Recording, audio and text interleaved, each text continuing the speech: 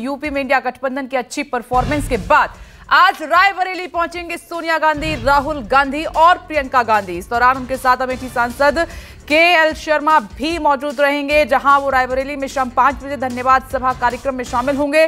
बता दें, लोकसभा चुनाव में रायबरेली और अमेठी सीट पर कांग्रेस नेता राहुल गांधी और केएल शर्मा अच्छे मार्जिन से जीते हैं। जहां अमेठी को लूज कर दिया था 2024 में रिटर्न किया है, स्मृति ईरानी हार गई है, केएल शर्मा जीते हैं। तो रायबरेली और अमेठी अब दोनों कांग्रेस के पास है, इसीलिए धन्यवाद सभा रखी गई है। तो रायबरेली और अमेठी की जनता का आभार व्यक्त किया जाएगा सोनिया गांधी, राहुल गांधी और प्रियंका गांधी की तरफ से। देखिए, हमेशा से ही रायबरेली और अमेठी घर की तरह रहे हैं गांधी परिवार के लिए। जहां अमेठी ने एक झटका दिया राहुल गांधी को, लेकिन 2024 में एक बार फिर से उन पर प्यार लुटाया है, क्योंकि केएल शर्मा गांधी परिवार के बहुत करीब हैं, तो गांधी परिवार ने उन्हें इस बार मैदान में उतारा था। और साथ ही सोनिया गांधी को आपने सुना था, उन्होंने कहा था कि प्यार दीजिएगा अपना राहुल गांधी को। अशोक तिवारी जुड़ गए हैं हमारे साथ इस खबर पे ज्यादा जानकारी लेकर। अशोक, ये तो बनता भी है क्योंकि एक बार फिर जो गांधी परिवार का घर रहा है, गढ़ रहा है, रायबरेली तो थी उनके पास, लेकिन अमेठी की जनता कुछ कुछ खफा हुई और वो सीट लूज की। लेकिन अब रायबरेली अमेठी दोनों कांग्रेस के पास ही हैं, तो ये धन्यवाद आभार व्यक्त करना तो बनता है गांधी परिवार की तरफ से।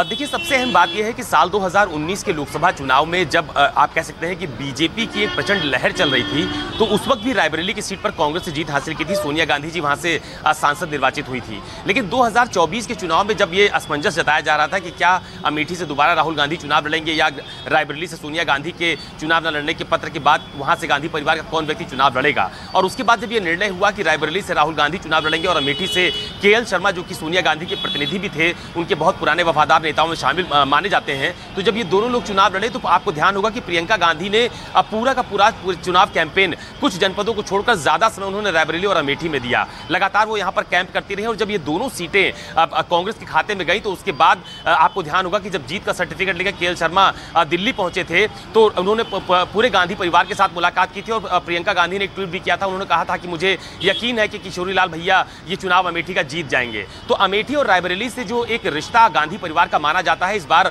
वहां से वो जोड़ने में और वहां से चुनाव जीतने में पूरी तरह से सफल साबित हुए हैं। और आज शाम को तकरीबन 5:30 बजे का समय, अभी थोड़ी देर पहले कांग्रेस की तरफ से बताया गया है कि 5:30 बजे 4:30 बजे वो फुर्सतगंज एयरपोर्ट पहुंचेंगे, और उसके बाद 5:30 बजे जो भुए मऊ गेस्ट हाउस है, उस गेस्ट हाउस के अंदर अमेठी और रायबरेली के लोगों से उनकी व्यक्तिगत मुलाकात भी होनी है, और वहां पर वो लोगों को संबोधित भी करने वाले हैं। हालांकि पहले ये एक जनसभा के तौर पर एक बड़ी तैयारी की जा रही थी, लेकिन गर्मी के कारण उस जनसभा को फिलहाल पोस्टपोन किया गया, और ये तय किया गया कि भुए मऊ गेस्ट हाउस के अंदर ही कार्यकर्ताओं से मुलाकात भी की जाएगी, वहां पर उनको संबोधित भी किया जाएगा। तो आज से एक खास बात और भी है विपनेश जी, कि आज से कांग्रेस उत्तर प्रदेश में धन्यवाद सभा का आयोजन भी करने जा रही है। 15 तारीख तक उत्तर प्रदेश की सभी 403 जो विधानसभाएं हैं, वहां पर कांग्रेस की तरफ से धन्यवाद यात्रा निकाली जाएगी, और उसकी शुरुआत आज रायबरेली और अमेठी से की जा रही है।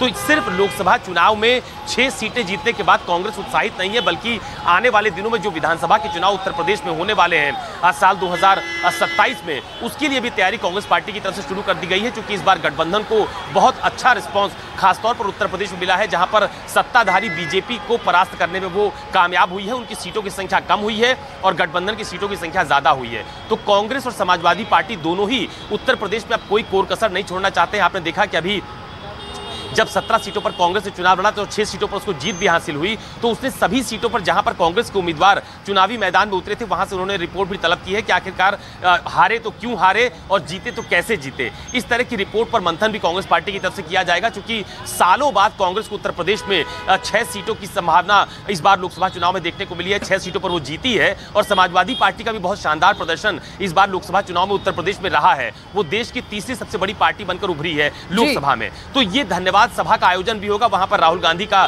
संबोधन भी होना है, प्रियंका गांधी को भी बोलना है, सोनिया गांधी को भी बोलना है। तो 5:30 बजे शाम का समय निर्धारित किया गया है, जब वो रायबरेली और अमेठी कार्यकर्ताओं से मुलाकात करने वाले हैं। अशोक, आप नजर बनाए रखिएगा। बहुत बहुत धन्यवाद आपका जानकारी के लिए। हम आगे बढ़ते हैं।